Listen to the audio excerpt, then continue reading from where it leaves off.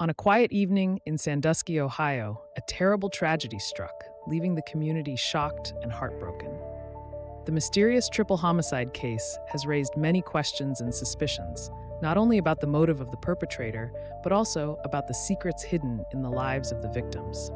Images of a once happy family have now been replaced by pain and irreparable loss. As investigators begin to piece together each clue, they seek not only justice for the victims, but also a better understanding of what led to this tragedy. The Sandusky triple homicide case is not just a crime story, but also a lesson in the complexity of human beings and the darkness that can lurk in seemingly normal relationships. A mother and two young children are dead. The killer is still on the loose. Look at this house located on a street with little traffic. This house is almost indistinguishable from the other houses in the area.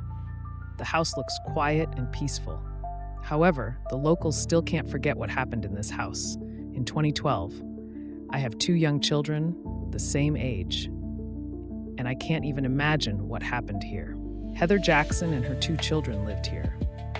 When Heather stopped answering the phone one day, her friends and mother became concerned and called the police. The police came knocking on the door, looked through the window, and saw nothing suspicious. But the friends knew that not answering the phone was not normal for Heather. There were other alarming signs. They kicked the door down and went inside after that. They had to call 911.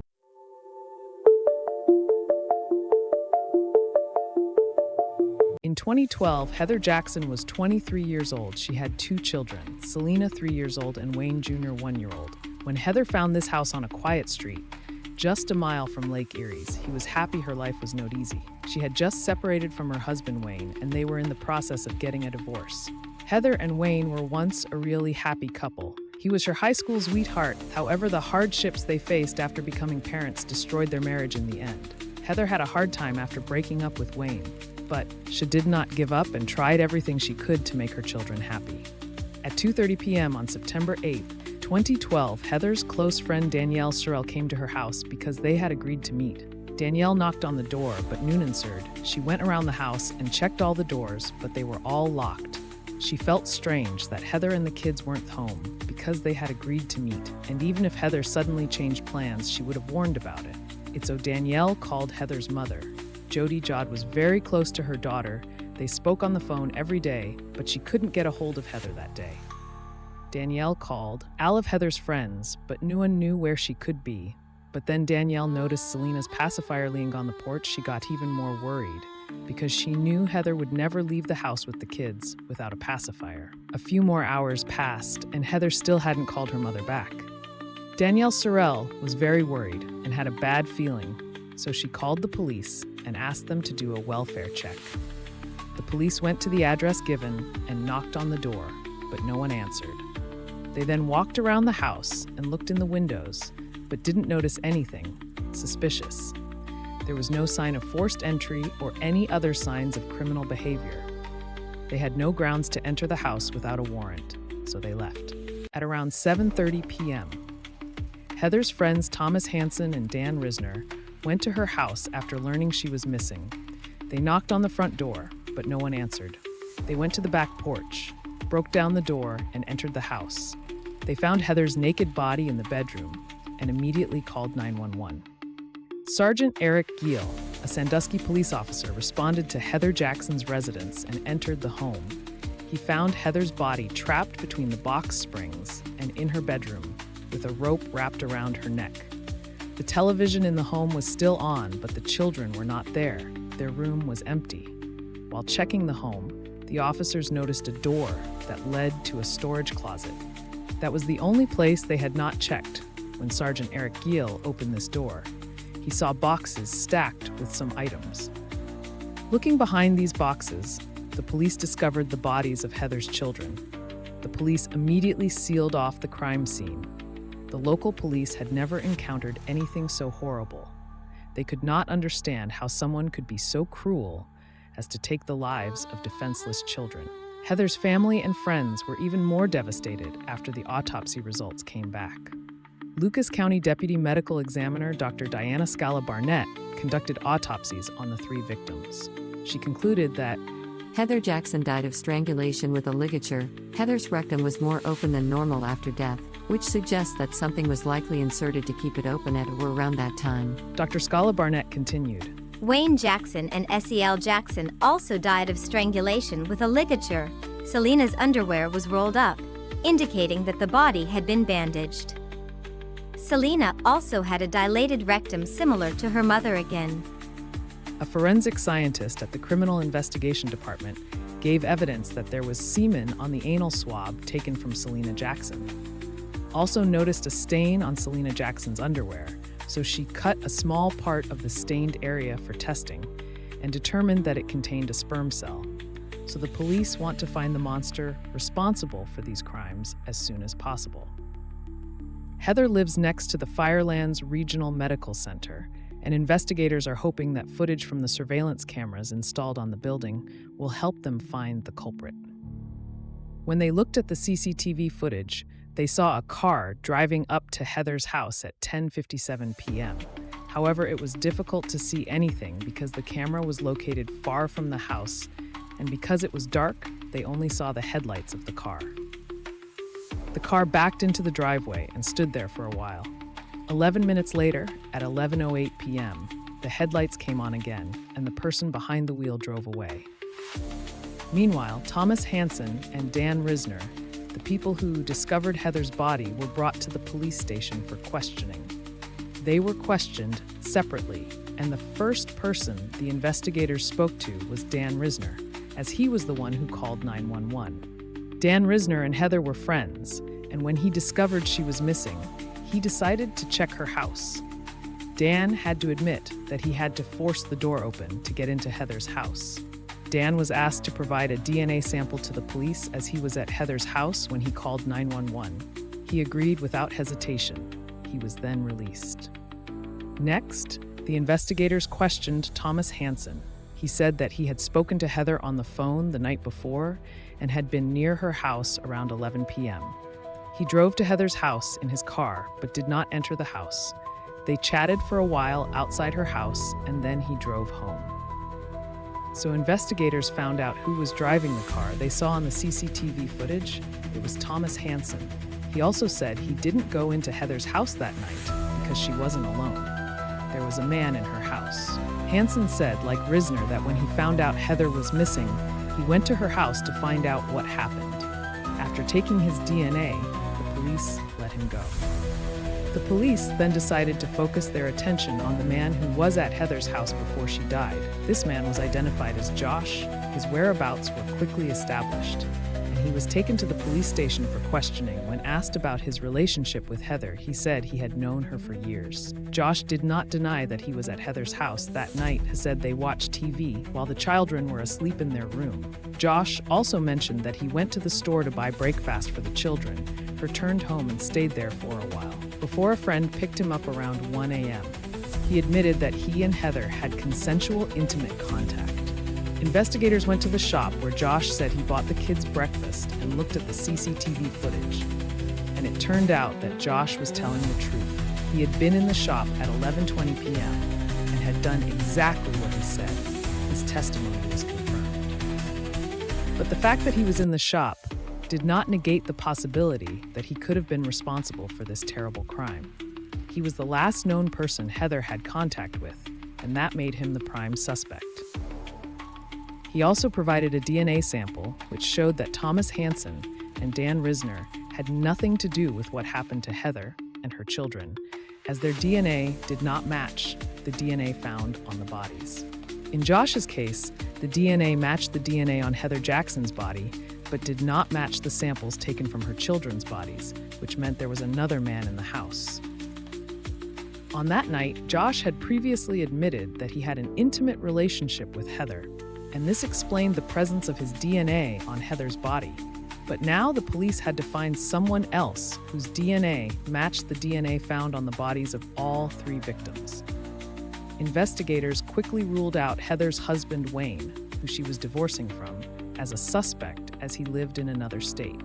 Detectives hoped they would find answers in Heather's cell phone records as they received reports that Heather had been very active on her phone, including on the night of her death. Her last conversation on the phone took place at 3:12 a.m. and lasted 30 seconds. Now, the police needed to find out who that number belonged to. 36 hours after Heather's death, police obtained another CCTV footage. While analyzing it, investigators saw a white car driving up to her house at around 3 a.m., which coincided with the time Heather stopped using her phone. And it was probably more than a coincidence that police also saw this white car driving away about an hour after Heather, Selena, and Wayne were probably dead at this time. The quality of the footage did not allow police to see the license plate of this car. However, they were able to determine that it was a Cadillac. After investigators received information from the phone company about the owner of the phone number Heather called before her death, they had a name that belonged to Curtis Clinton, 41, who Heather had a 30-second phone conversation with at 3:12 a.m. A background check on Curtis Clinton revealed disturbing information according to police. Clinton was released from prison in February after serving 13 years for 2 counts of aggravated assault and involuntary manslaughter. He pleaded guilty in April 1997. Misty Keckler, 18, of Fostoria. Misty Keckler was found strangled naked and lying face down in a bathtub with her hands and feet bound, similar to what happened to Heather. And the fact that Clinton was released from prison just 6 months before Heather and her children died also raised concerns among investigators. Perhaps he had returned to his old ways after. When he was released, Clinton owned a white Cadillac. So Curtis Clinton became the prime suspect, and the police needed to find him as soon as possible. After all, if he really did take the lives of Heather and her children, then he had to be stopped before he harmed anyone else. The police went to Clinton's last known address, but he wasn't there. A few hours later, a white Cadillac was found on one of the streets, but Clinton himself was nowhere to be seen. They searched the car and found a receipt that had been issued at a gas station on the night of the incident. Investigators went to the gas station to look at the CCTV footage on the records, where they saw both Clinton and his white Cadillac buying water and beer and behaving calmly. By this time, Heather and her children were dead. Investigators feared that Clinton may have run away. However, they soon received information that a patient named Curtis Clinton had been admitted to one of the hospitals. They immediately went there and found the person they were looking for, as he had been arrested and taken to the police station. But Clinton denied any involvement in the deaths of Heather Jackson and her children. Clinton stated that he dated Heather for 5 months and they had an intimate relationship. He said that Heather had a lot of problems and she asked him for financial and emotional support. Clinton stated that he did not know Heather's children well. He said that he last saw Heather on Thursday, September 6th. He was said to have given her $328 that day, and that they had an intimate relationship. The investigator informed Clinton that call records showed that he spoke to Heather at 3:12 a.m. on September 8th. Clinton later said that he mixed up the dates and that it was not Thursday night but Friday night or early Saturday morning when he last saw Heather. He said that he did not stay long at her house. He gave her money, and then they had intimate contact. I did my thing and left. I'm not sure what time I got home, and someone else came to Heather's house after I left. While I was with Heather, she mentioned that someone had texted or called her, and she seemed upset. I didn't do anything to her, and I didn't do anything to her child. I don't think so. I doubt it. I didn't do anything. However, the autopsy results showed otherwise. DNA on the bodies of the 3 victims belonged to Curtis Clinton. He was therefore arrested and taken to the county jail. While there, he called his mother. The phone conversation was recorded. Here's what the court documents reported of the conversation. On this phone, Clinton told his mother he was confused and wished he had sought help. He also said, "You should know that it will happen again now, even worse than before. I'm just losing my mind. I don't know what it is." His mother replied, "I know we all have that problem, but we've learned to deal with it. We should really just put you back on your medication." Clinton replied, "I think I just got over it. I just don't believe it happened." Clinton said, "I'll go in there and plead guilty or whatever, and just let them do whatever they want to me." Curtis Clinton was charged with multiple crimes during the investigation, which also turned out to be 6 days before the death of Heather and the children. Curtis Clinton assaulted a 17-year-old girl whose identity was not disclosed by the police. He strangled her and forced her to have intimate contact with him when he let her go. She went to the hospital, and the police at the hospital took a DNA sample from her body. This also led to Curtis Clinton re-switching the trial venue, arguing that extensive media coverage had saturated the county at the time of the offenses and was likely to continue. After the trial began, the trial court denied the motion to change venue. The court dismissed the prejudice claims, which were deemed to have an effect, stating that while in the present case the pretrial publicity was extensive and detrimental to the defendant, the publicity was not sufficiently detrimental that readers and viewers could not realistically hide it from view. He did not hesitate to take the lives of Heather, Selena, and Wayne.